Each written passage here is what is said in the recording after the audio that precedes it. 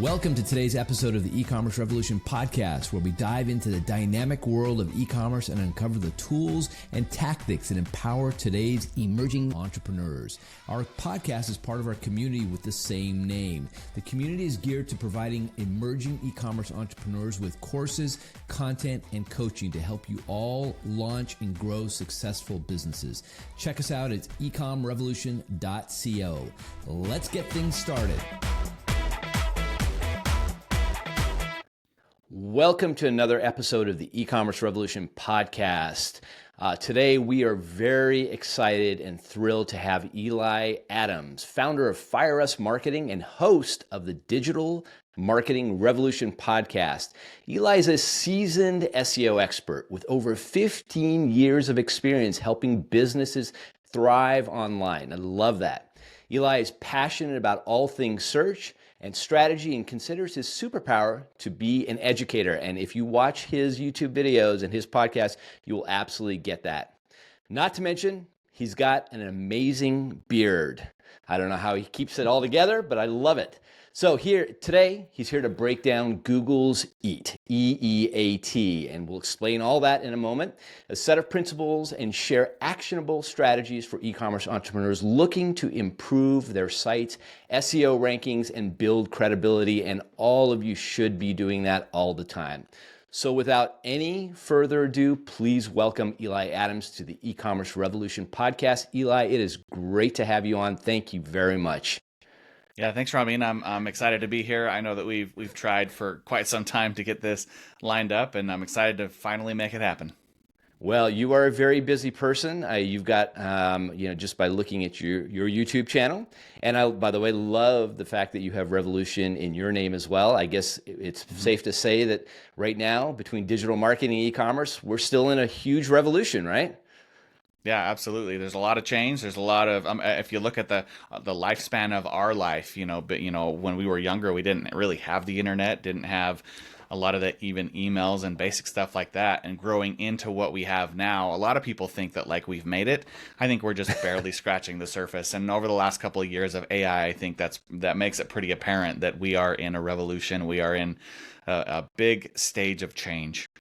Yeah, no, it is truly amazing. Every day I wake up and I'm just wondering what's next, and how do we become part of it, and how do we leverage all these amazing tools.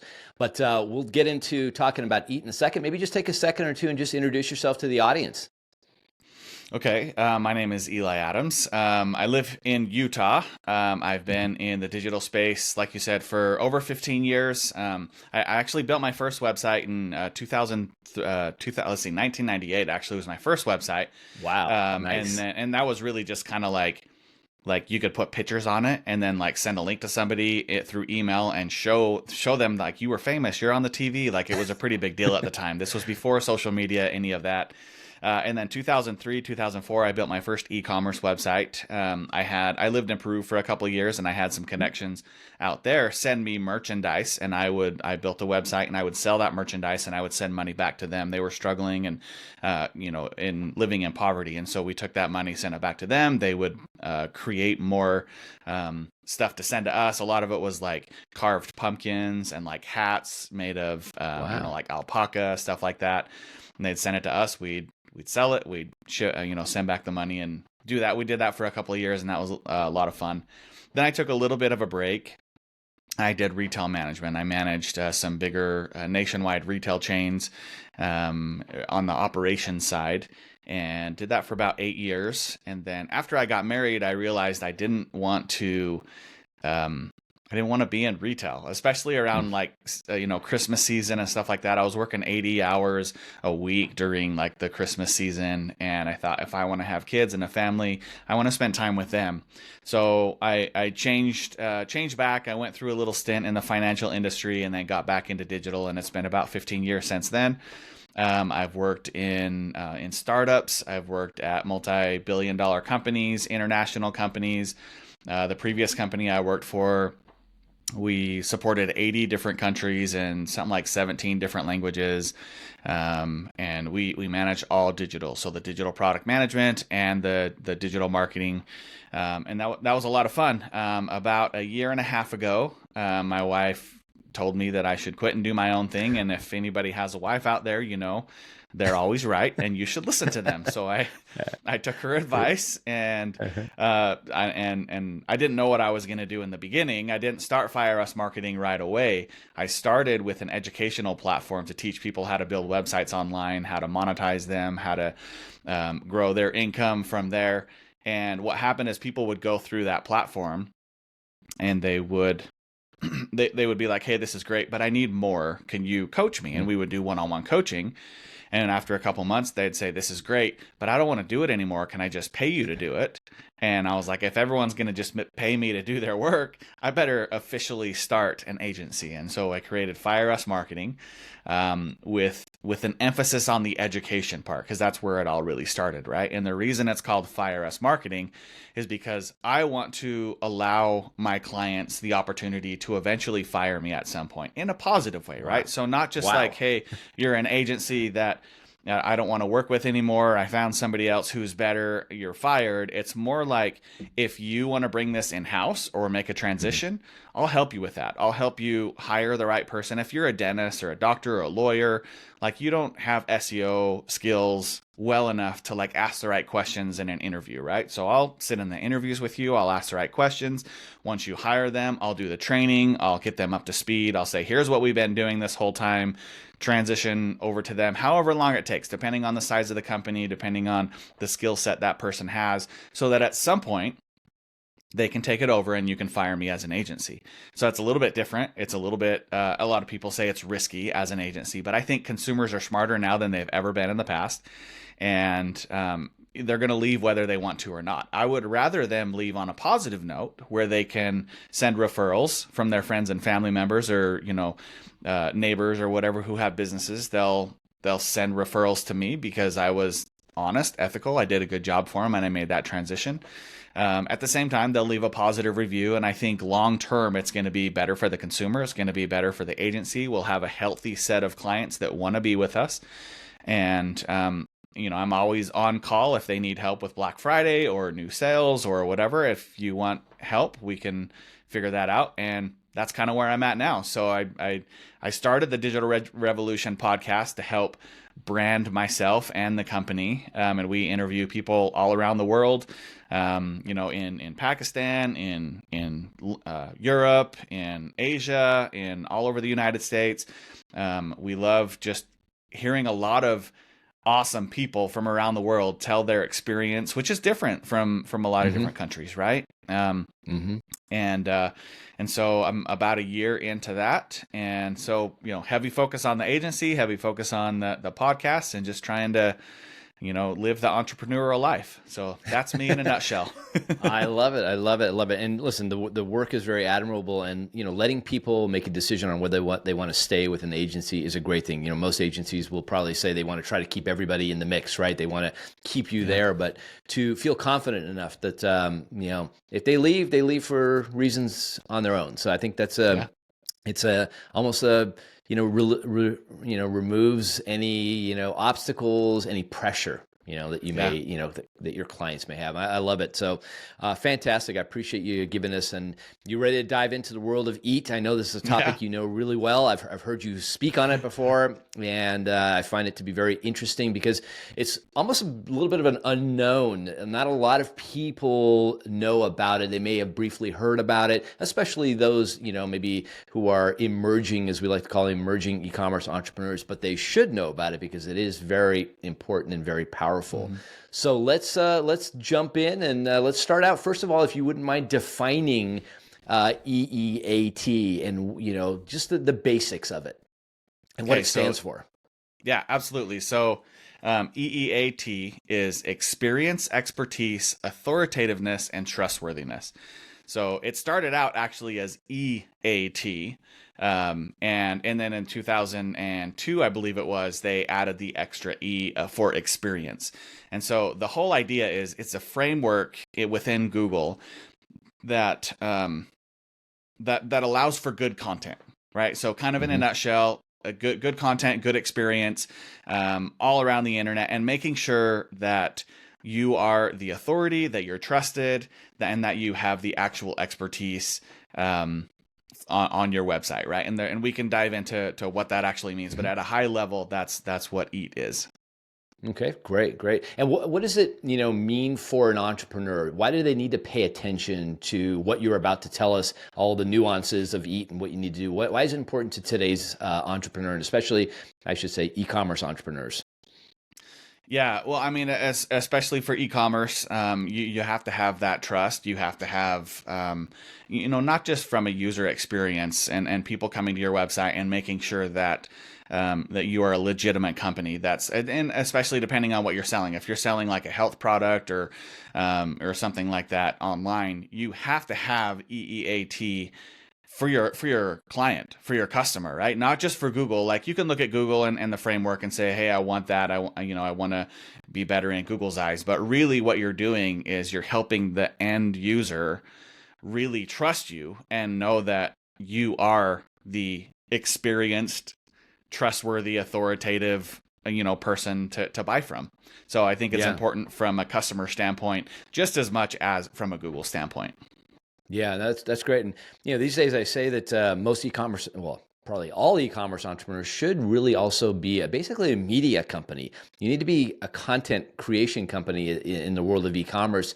And I assume, E.E.A.T fits into this. I mean, if I'm putting out authoritative content, if I am showing my experience, my level of understanding, if I'm selling gardening products, for example, and I'm really maybe putting out videos and blogs and things like that, I'm starting to fit into what this framework, correct? Yeah, that's one aspect of it. Getting your name out there is one aspect of it. That's the expertise side of things, right? So the way that I like to look at it, let's say you're looking for, a good chef. Let's say you're going to go to Vegas and you're like, I got to find a chef that I want to go and eat at an amazing restaurant. So you're going to look at all of those things to make sure that this chef is good for you. So you're going to look at experience first, right? Have they worked at all the casinos, or have they been on diners, dive-ins, and drives, or have they, like, what is it that they have done in their past to prove they are the best chef?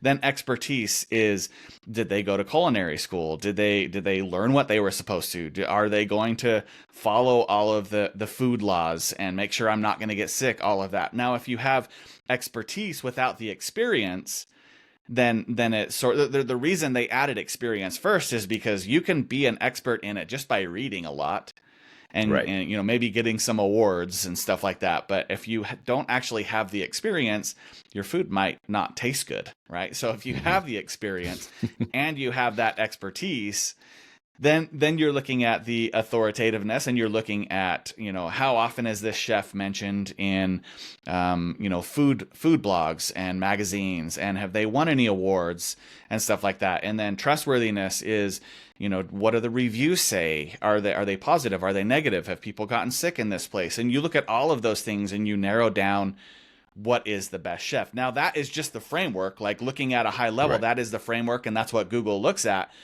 But then you dive in deeper and say, does the food actually taste good? Is the experience at the restaurant good? You still have to dive in deeper, but you have that high level framework so that people want to go and eat at your restaurant. And the same thing goes for the websites. If you have an e-commerce website selling gardening products, you can create all of these blogs or videos about the gardening product. But if you've never used it, and in the videos you don't show yourself using it and say, hey, I thought it was going to work this way, but when I started using it, I found a cool trick is to do X, Y, and Z. That's the experience aspect of things. And you're like, okay, I'm glad that you told me that, so I didn't have to learn that on my own. And so all of those rules in that framework work the same for all e-commerce websites. That's great. Well, what a great explanation. I like how you broke everything down. And I feel that, especially these days, and we're going to get in AI, we're going to scratch, the surface of AI as it relates to this as well. But, I feel that, yes, it is probably easier than ever to pump out content, even though you're not an expert. And this almost is this framework is a way to keep people honest and keep people authentic. And make them, keep people focused on being real and understanding what it is they sell and what it is that they're bringing to market. Sound about right? Yeah, absolutely. Yeah, great. Yeah, totally. Okay, perfect. Well, let's talk, your expertise is in search engine optimization and, Mhm. we know how important SEO is. And I know you have a video out there on, asking the question, is SEO dead? And Mhm. definitely not. It is evolving. Absolutely. AI is playing a huge role in that, but it is still Yeah. incredibly important out there. Tell me how E.E.A.T influences search engine rankings. If done correctly, if you follow this framework, how does it influence these search engine rankings, in particular for newer e-commerce sites? Yeah, great question. And I think what a lot of SEOs, especially new SEOs, get confused on is EAT is actually not a ranking factor. So if Mhm. you go to your website and you change the speed of how fast it loads, that's a ranking factor. Mhm. That's gonna change something, right? How you optimize your on page and make sure that your H1 is optimized and internal linking, that is a ranking factor.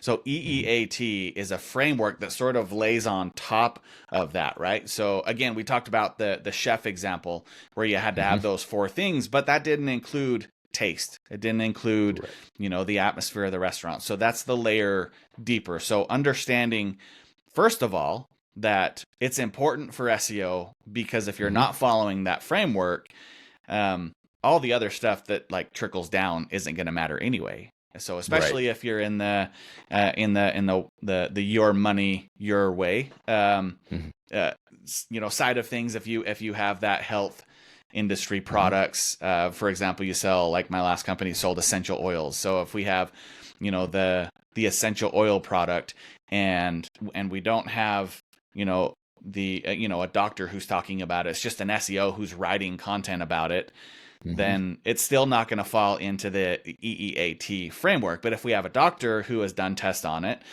we Mhm. have people who have experience with it. We have magazines that are writing about the product. We have awards that are being won from the product. We have all of those other things.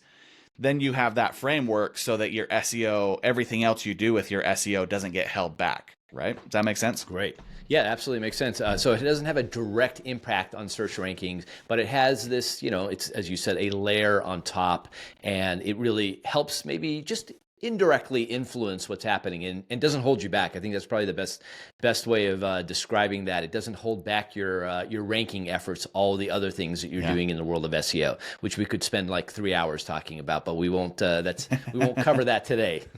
Yeah. So no, that I think that's a great way of talking about it. Well, let's just chat about building trust and authority, because the experience.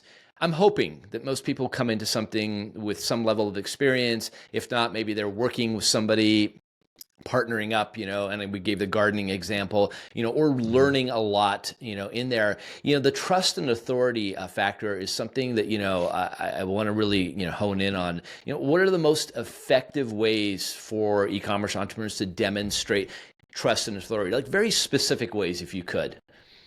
Yeah, so if you break down the EEAT, the first two, EE is Hmm. kind of your own stuff. It's stuff that, like, Right. I have experience, I've learned, I have the expertise. The trust and Hmm. authority really comes from other people. So if we want to dive into the trust and authority, we're talking about, user generated content on popular magazines or Hmm. news websites, or you won a specific award. And so if I'm an SEO, if I'm um, an e-commerce company out there looking to increase my trust and authority, I'm going to be doing a lot of outreach to these other companies. I'm going to be trying to win the awards. I'm going to be reaching out to the every time we have a big event, I would reach out to the news station and try to get either the news there from a video standpoint, or writing an article about you and then pointing that back to your website. And so when Google looks at holistically looking at the internet, when they look for the trust and authority, part of the trust is on your website. Hmm. Most of it and most of the authority is external. Most of it is coming from these external sources saying, we validate what this person is saying. We validate Hmm. that this chef is a really good chef. We've given awards. He's talked at events and all of that stuff. With the trust, you can have different areas on the website. If we kind of address that, you need to have your SSL certificate. So HTTPS needs to be enabled. If you're an e-commerce website, you need to have like the badge that says, we accept these credit cards and trusted by and secured by, and you're not going to get, ripped off if you buy from us. You're not going to get your stuff stolen, right? And then also looking at the reviews on that website. A lot of people per product are going in and saying, I love this product because blah blah blah blah blah, right? So where you can really impact from a review standpoint is not just getting reviews, but actually responding to them. If you get a negative review and you respond and say, hey, I'm so sorry you had that experience, let's see if we can fix it. So one of two ways. One, you had a bad experience with customer experience or customer service. We can fix that pretty easy. Two, if it's a product and a lot of people are saying, hey, this product made me sick, or this product is not good in this way, you go back to the formula. You go back and you pull it off the shelf and say, let's fix it. We don't want people to be sick. And then when you put it back, you see those conversations. Google sees those conversations and see that you're interacting with them. And a lot of times Google will value more if you're looking at like the review standpoint of like, what they value the most. A lot of people say, I just want all 5 stars, right? But 5-star is kind of the top. But if you have a 1-star that you fixed the problem and they change it to a 5-star, it actually helps a lot more in that trust by fixing the problems that you have. And so people are like, hey, it's really authentic to work with this company. And I see that they've had problems, but they're fixing them. And so on and so forth. So external is a big factor. Internal, there are some pieces for the trust. But really those two, the trust and authority, come from other people versus you with the experience and expertise. That's great. So that UGC, that user generated content, which, it comes in many different forms. Specifically, you mentioned reviews in there. And this comes up a lot, because you have the ability in most of these review platforms that are on your own site to moderate and not put up certain things. And I always say, use it as an opportunity, as you're saying too, to learn that something is working or not working. If you're in the dropship world, you're not touching any of the product and you're selling dropship goods, wouldn't you like to know if people are having a bad experience with this product? And it's maybe time to go back to that supplier and find out what's going on. Pull the product down. So you need to use these correctly. And yes, 5 stars looks great, but it's not. I think people are smart enough these days to know that, wow, really? Only 5 stars, huh? I don't know if I should trust. And then there breaks some of the trust in what you're trying to do in this particular framework. How does influencer marketing, since it's being used so much today, so many companies are tapping influencers, whether it's on TikTok or it's on Instagram or elsewhere. Does that play into trust, or is Google smart enough to know that that's an influencer? And because it is paid in some way, right? Whether it's product or actual cash. How does that play into trust?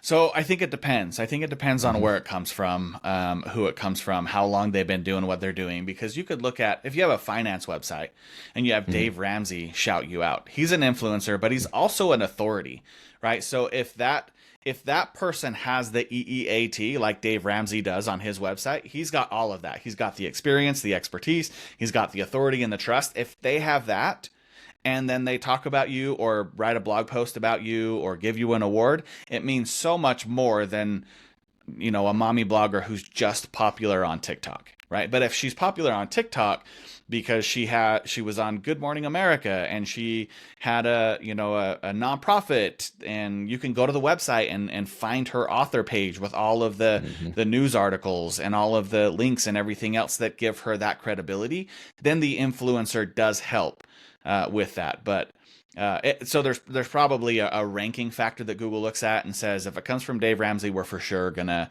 value that more so than somebody who's just on this one platform who does this one thing and nothing else, right? If you're just on TikTok but not on any of the other platforms, and you don't have your own website, and you're not doing all these other activities and being on podcasts and being interviewed in other areas, then it probably values quite a lot less. That's good. And, we're not saying that influencer marketing is bad in any way. We're just No. saying that potentially it doesn't have, as much, if it is not a very influential person, it may not fit into the trust. But it obviously, from a marketing standpoint, a digital marketing, influencer Yeah. marketing can have a massive impact on e-commerce business. So that's good. I'm glad you pointed it out. Absolutely. Now, Yeah. let's talk about specific content. I said that, I feel that these days e-commerce businesses have to be media companies in some ways. Hmm. Let's talk about the high quality content, because this plays into E.E.A.T quite a bit. Yeah. What types of content should an e-commerce business focus on to help, this framework, help get better in this framework? So if we talk about just on page, let's rewind a little bit. Let's go all the way back to Yeah. 2011. In 2011, Google changed an algorithm, and they came out with an algorithm called the Panda. So the Panda algorithm in remember that. 2011, yeah, it Yeah. crushed a lot of people. So pre 2011, people could go and write a 150-word blog post and get it to rank within a couple of weeks, right? And Panda came out and said that's really thin content. It's not super valuable. It may answer one question, but it doesn't answer all of the questions. And so they started to devalue a lot of that. And with Panda, they actually crushed a lot of websites. They de-indexed a lot of websites, or they went through a process where you had to go through and clean everything up before your rankings potentially came back. Some websites came back, some websites didn't. So looking all the way back to that, that's actually sort of the basis of Google saw that, and they're like, how do we make this better long term? And they ended up turning it into a framework as opposed to an algorithm update like Panda, and that's where E.E.A.T came from. So when you're looking at content for E.E.A.T, you have to make sure that it answers all of the questions. So if you're talking about on-page content, e-commerce product page specifically, does it answer all the questions that the consumer is looking for?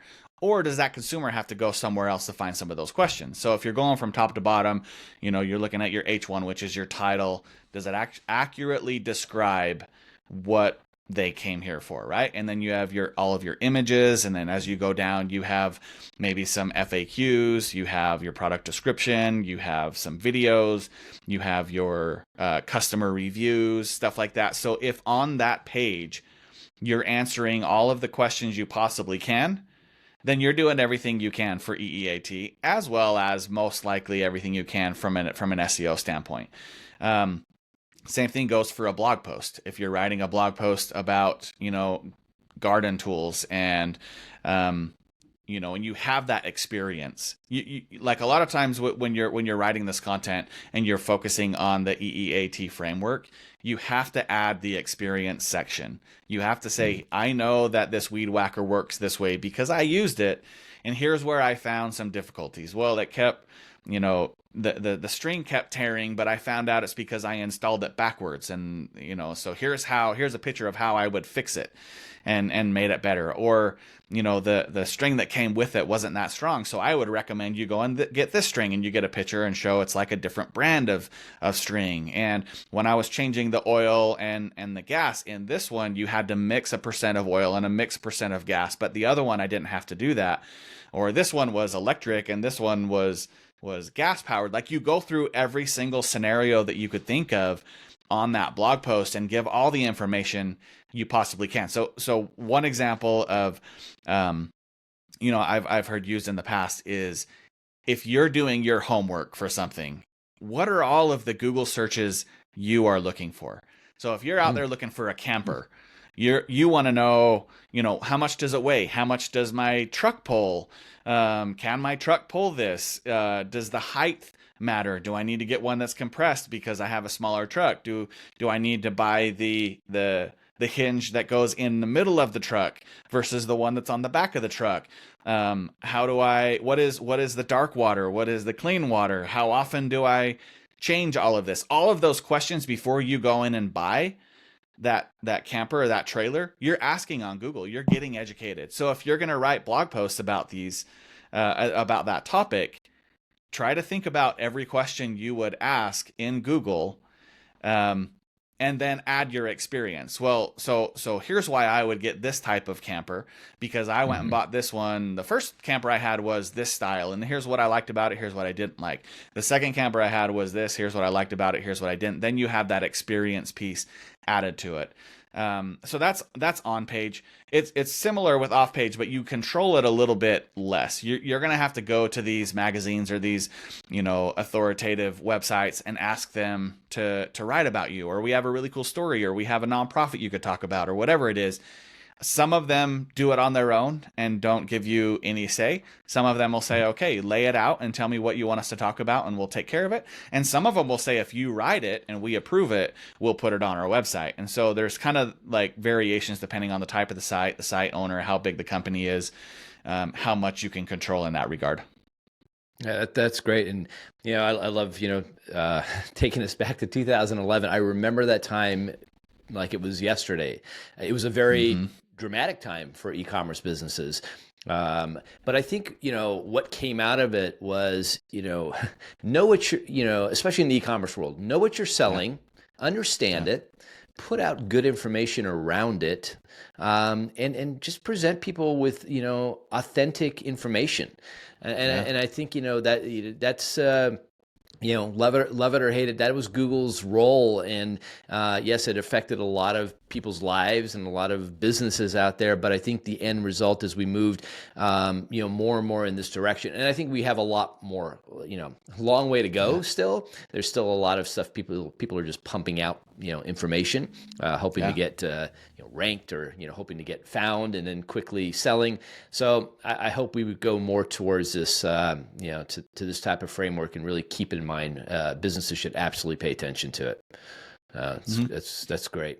So let's talk about some quick wins. Anything come to mind? You've talked about a lot of different things.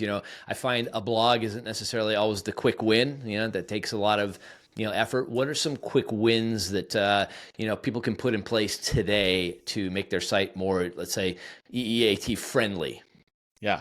So just to be clear, E.E.A.T is not a quick, like, one and done fix. It does take time, but easy things that you can do right now that will help long term. The first thing you can do is you can create an author page. If you're writing blog posts, you need an author page. So you're the author of that. Create an author page about you. And on that author page, you can talk about your background. You can talk about maybe your resume, why you have that expertise. You can talk about your experience in why you're an expert in that area. And then for the authority and the trust, you can link to the other websites that talk about you, or the awards that you've won, or any of the other stuff that we've already talked about a lot today. Put that on the author page, and then you can have a section at the bottom that links to all of the blogs or all of the content that you have written on that website. And so when somebody goes to a blog and they're like, I really love this blog, I love how it's written, I love everything about it, I want to learn more from this person, they can click on your name, they can go to that author page, they can see other blogs that you've written and other pieces of content that you've written, and maybe podcasts that you've been on, or other mentions of you out in the internet sphere. And if they start to they come for you as opposed to the company. And a lot of times I think that people are focused too much. Like, nobody these days follows a company. They follow the people in the company. They follow the owners of the company. They follow the experts in the company, the doctors or whatever, the lawyers, the dentists. They follow those people. And so if you can become that expert for them, eventually they're gonna buy your product because they trust you. I've done some interviews in the past on my podcast where we've had this conversation, and they've said, I specifically buy this protein shake because I follow the CEO and I know his story. I trust that the product is quality because he talks about it. He talks about the ingredients. He talks about why he put this in and took this out. He talks about how it helps his kids. He talks about that on social media and on these blog posts. And I trust him, so I'm going to buy that product. So quick wins is sort of become that expert. Have that, if you already are the expert, have that author page that links to all your social media, that links to all the other stuff that we talked about. that's probably step one, I would say. Okay. And just tell me about that author page. How different is it from an About Us page? About Us page is probably more company driven. This author Yeah. page is specifically about the expert in the company who is putting out that content. Is that correct? Yeah, absolutely. And a lot of big companies have multiple experts and multiple authors. So you could have .com/author/Eli Adams, right?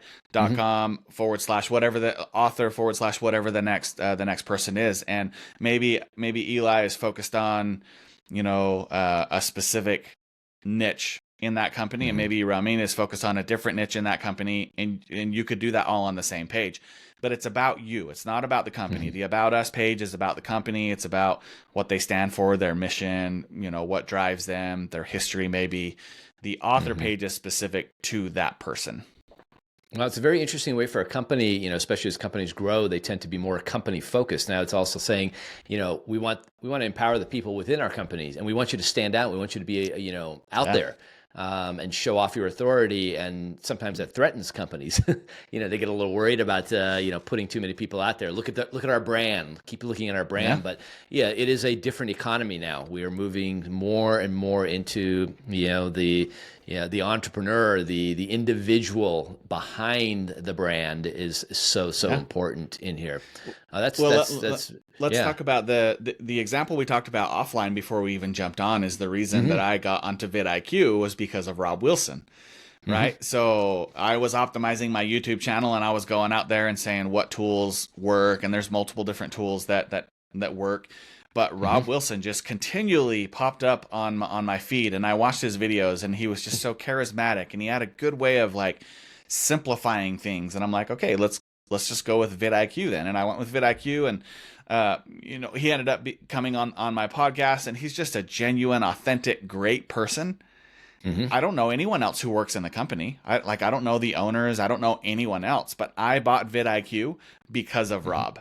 I didn't buy it because the company About Us page sold me on whatever. Right. Rob was the guy who sold that. And he wasn't out there being like, all his videos are not like, hey, come buy vidIQ. Like, he's literally educating people on how to rank better on YouTube. Like, period. He may he may put a thing in there that's like, our tool can help you with that, and let me show you how. Sure. But it's him that sold it for me. Yeah. So putting out that authentic content, so important, and give it away. Give it away. And again, e-commerce businesses a lot of times just get myopic on we're selling product. No, you're selling an experience. You're selling content. You're giving away that content to bring that sale in. I think that the vidIQ example is perfect. And for those who don't know what vidIQ is, maybe you just tell them really quickly, because we'll put a link to it, because who knows who's going to end up watching this video.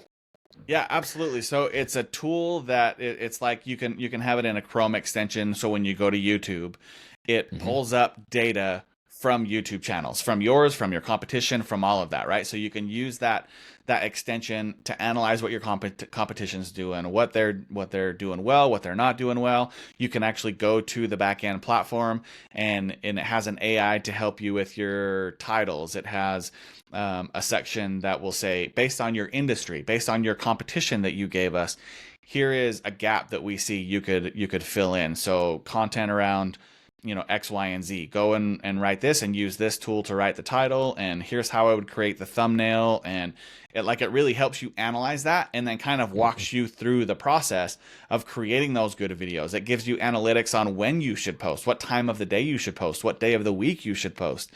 Right. So you can go into YouTube, you create it, you go into YouTube, you go through all that optimization. It tells you what tags to put in, what categories to use, when you should schedule it based on the data that it's already pulling from all of your other videos. So it's a really cool tool that helps really just take your YouTube channel to the next level. Yeah, and many e-commerce entrepreneurs, well, they should be looking at into tools like that, because yes, they're putting that content out there. As you were saying that, I was just thinking about a couple of instances this last week where I was going to buy software, and it was the content that ultimately influenced my decision, Yeah. not the great Black Friday Cyber Monday deal, not the, not even how slick the tool was. It was that content that was being put out there that really got me to pay attention. So that is very, very important. Now let's slightly shift gears, because with content, we know that, AI has become a major force in content creation. How, with the rise, with ChatGPT, with Gemini, with Claude, and all of these different platforms, how is AI, how can e-commerce entrepreneurs leverage AI while still maintaining authenticity and trustworthiness?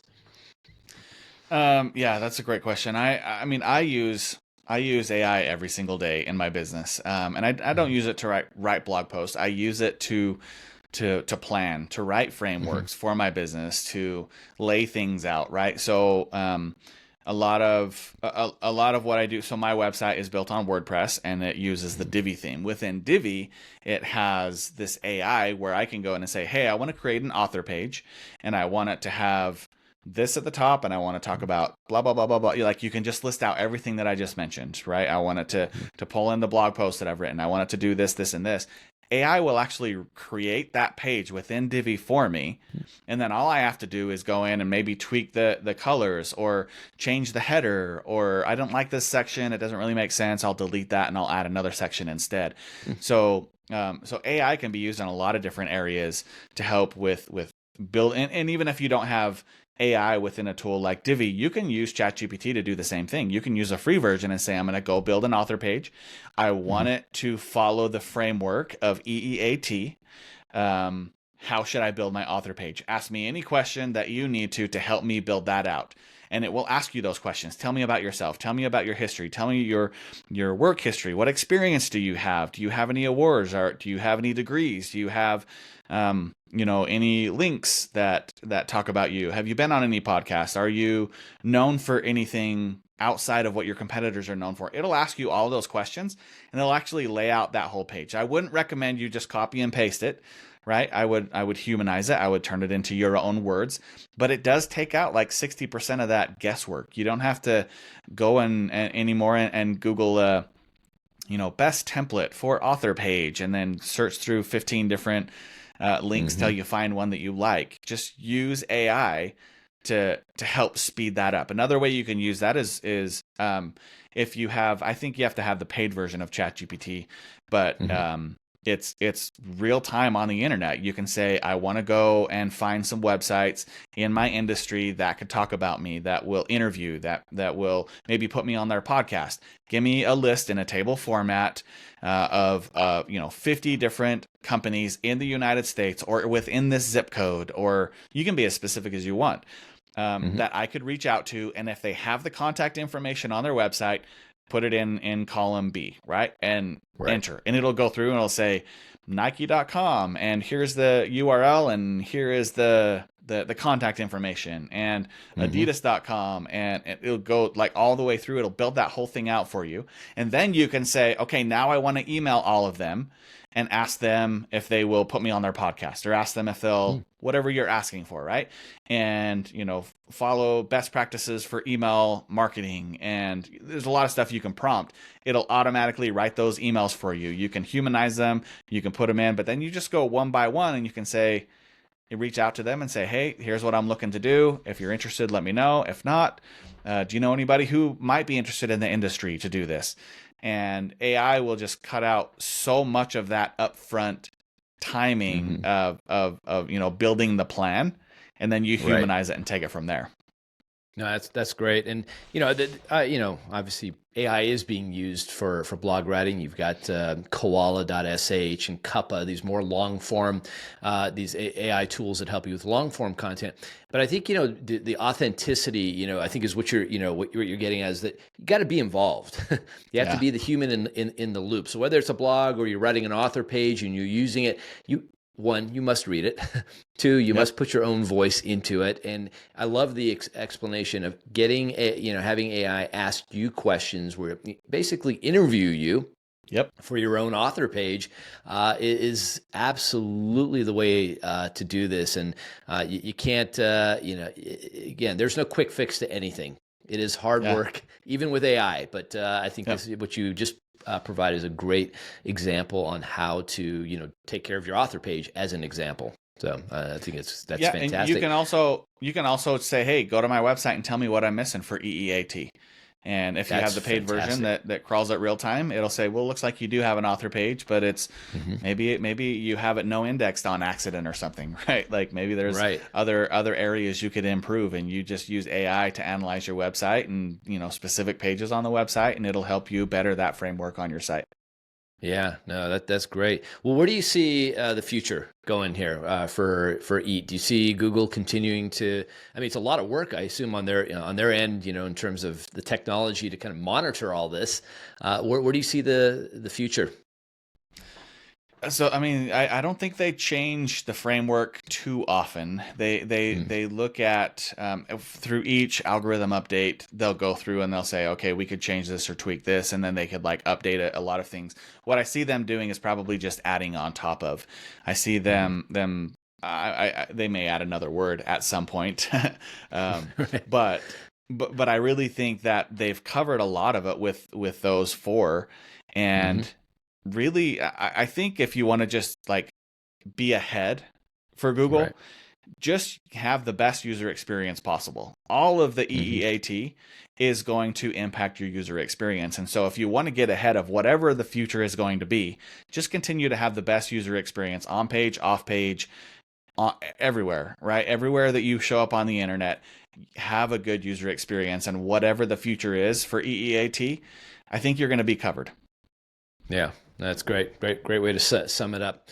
Well, as we wrap up the podcast, I always like to ask two questions at the end because, well, one, I'm fascinated to know what people are thinking, and it's around AI, and I'd like to Okay. know, number one, tell me something and tell the audience something that you recently discovered using AI, if generative AI, of ChatGPT or Claude or whichever one you like to use, that made you stop in your tracks and say, "Wow, I can't believe that just did that." Is there anything that comes to mind? Yes. Doesn't have to do with digital though. Is that okay if I share like a Yeah, personal thing? absolutely. Okay. 100%. Um, okay, so something I thought was pretty cool. I'm a spiritual person. I'm a Hmm. Christian, and I was studying the scriptures, and I was like, there's got to be a way to get more out of this on a daily basis. And so Hmm. I went through, and I'm specifically I'm from the Church of Jesus Christ of Latter-day Saints, and we have a Hmm. handful of scriptures. So we believe in the Bible, we believe in the Book of Mormon, we have the Doctrine and Covenants, and we have the Pearl of Great Price.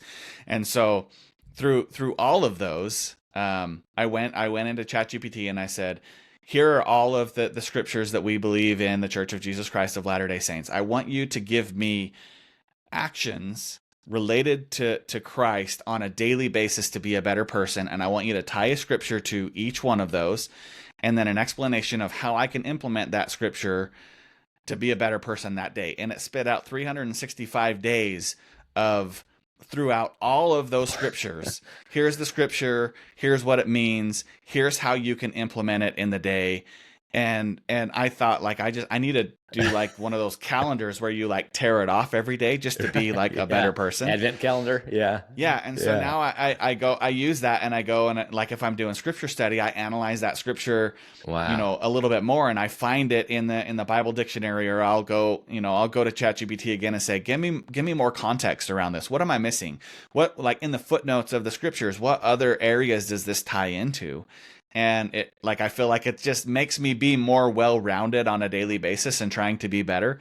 And I thought, man, like without AI, this would have taken somebody thousands of hours to go Hmm. through and pull up. Even like with all of the cool websites and technology we have out there, looking through all of the scriptures that we believe in our church, that would have taken so many hours.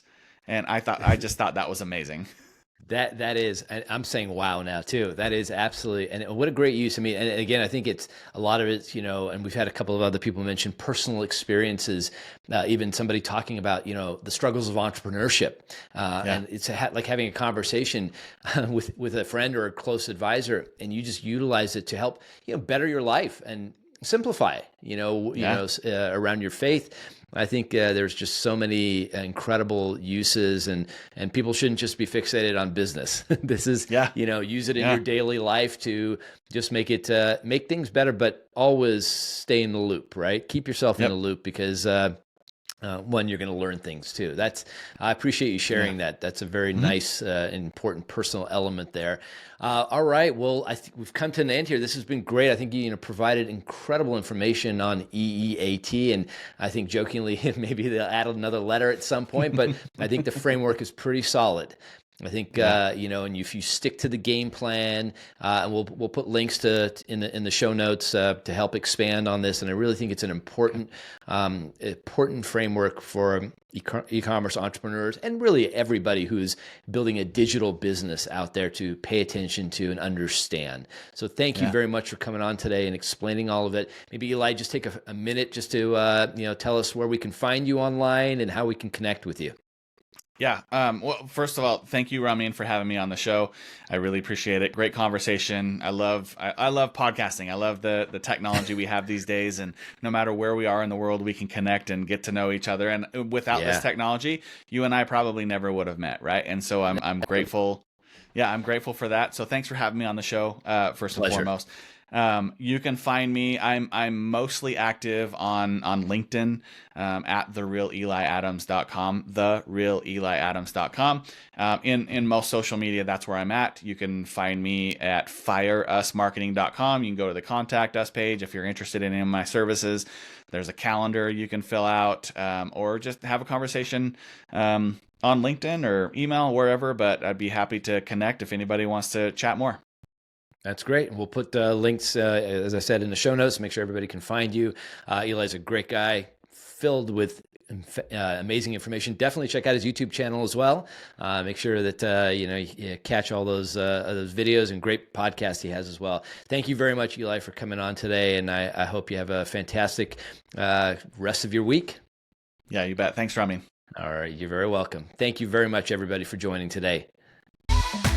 All right, that brings us to the end of another episode of the E-Commerce Revolution podcast. Don't forget to check out past episodes, which are all available on demand on YouTube and wherever you listen to your podcast. Ready to join the revolution? Become an exclusive part of our growing community of emerging e-commerce entrepreneurs at ecomrevolution.co. Until next time, see ya.